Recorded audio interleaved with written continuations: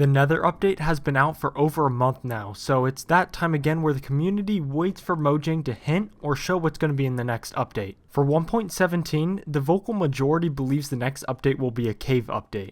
I'm not saying they're wrong, but based on current circumstances, I think we're going to get a smaller update like 1.15, or no update at all for the rest of the year. A smaller update idea would be the inventory update, but that's for another video. Today, I'm still going to be talking about the cave update though, because one day I know we'll get one. Something we know that will be coming in the next update is a mountain update with Snowier snow. The biome vote should not affect what the whole update is about, because we got phantoms on an update about water and foxes and campfires on the Village and Pillage update. World generation in the overworld hasn't had a large update since 2013 with the release of 1.7, and that was a big update. The cave update should also be huge. Bigger than the Nether update, bigger than Update Aquatic. Cave systems where players spend a lot of their time and where most progress is made. Cave generation and what you find structurally is something very unique to Minecraft. On the Minecraft wiki you can find all the classifications for certain kinds of caves, and yeah, we're going to need some more of these. I made a few cave designs that are real or I've come up with, like rock shelters, open caves, waterfall caves, basalt caves, and pocket caves. Rock shelters are small cliff-sized holes where the player can set up shop for the night away from hostile mobs. Open caves are enormous deep down caverns that have lava and water dripping from the ceiling.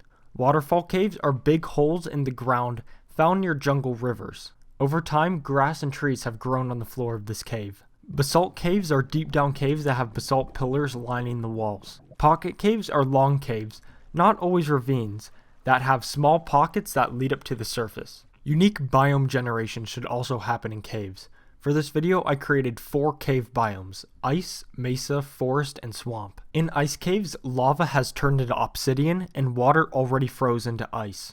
The walls are covered in frozen stone, which makes this an extremely cold environment.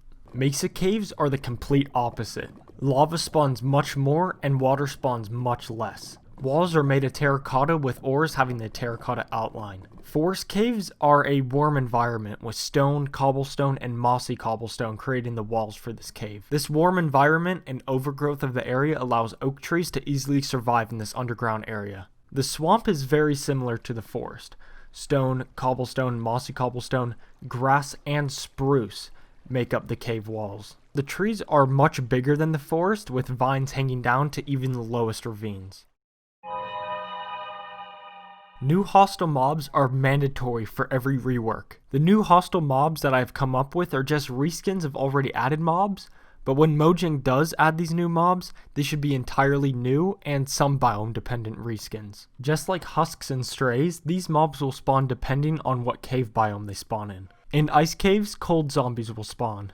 When the player gets hit by one of these mobs, they will be affected with slowness. Cold creepers also spawn here. This creeper will break more ice blocks in a radius. Strays will also spawn in these caves. In the mesa, lava zombies will spawn and emit flame particles around him.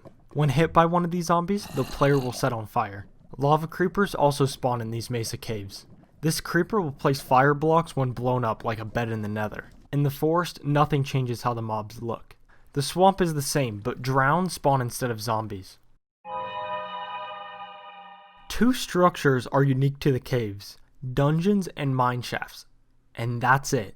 Making dungeons unique based on what mobs they spawn in is the first step. The skeletons have a small room with some added detail compared to the original spawner rooms. On the wall there's a target block. When shot with a bullseye, a flush piston door will open, revealing the loot. Zombie spawners start with an iron door. Here, walls and floors are made of cobblestone, mossy stone, dirt, and wood planks. Iron bar cages have been broken through, and the only closed cage is the one being that stores the loot. The spider spawner starts with an entrance that looks like a mine shaft. The walls are made out of cobblestone, mossy stone, and wood planks. The spawner and loot chest is covered in cobwebs to slow down the player. Mine shafts are horrible. They're just an endless maze with a few scattered minecart chests to spice it up. Let's keep the maze idea, but allow the player to figure out their position. We can accomplish this by adding a middle to the maze. Those random dirt rooms now have a use to them. They show all the different routes the mine shaft can take. This middle area has support pillars and scaffolding scattered around.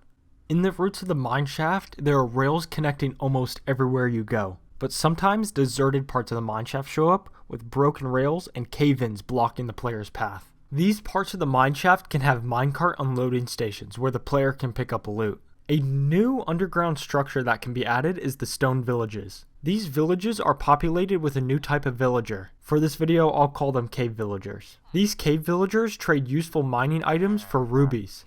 I'll get to those in a second. Rubies, just like emeralds, have no other outside use except for trading and making a block. Rubies are found at diamond level in groups of 1 to 4. Finding a ruby and a stone village you can finally trade. Rubies are non-renewable because cave villagers only buy them and not sell them. Cave villagers can be pricey sometimes, but these trades are mostly for when you're in a pickle, such as running out of food or a tool broke. Farmers supply the player with food. The toolsmith has torches, buckets, and pickaxes. The weaponsmith has axes and swords, and the librarian sells compasses, clocks, wood, obsidian, and anvils. These items are useful to have when mining, and if you lose or forget one of these items, the stone village can come in handy. The status effect crystal can be found on all levels of the world. When nearby, for the status effect to work, there needs to be 10 or more crystals in a group. When broken without silk touch, the crystal will drop crystal shards. These can be crafted back into crystals just like glowstone dust to glowstone. These can be placed anywhere in the world when you have the correct amount. A new ore that can be found is copper. Copper is used for copper blocks and new types of rails. 3 new types of rails that can be added is the direction rail, the 4-way rail, and the speed rail. Direction rails are inspired by Simply Sark's Is It Time to Remove Iron Farms video. On the direction rail, the minecart will only move the ways that the arrow is being shown. Powering and not powering will change the direction the rail goes. The direction rail would be crafted like this, using copper and the haste crystal shard. The 4-way rail is an improved way to make 4-way minecart rails cross their path. The 4-way rail would be crafted like this. The last type of rail is the speed rail.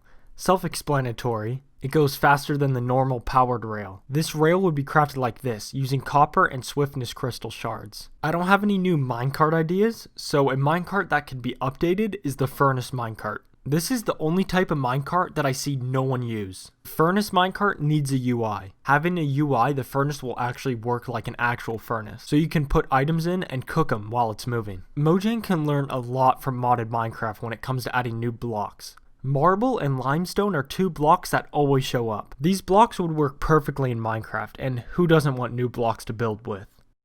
Please, we need an inventory update. There's too many blocks. Help, please update.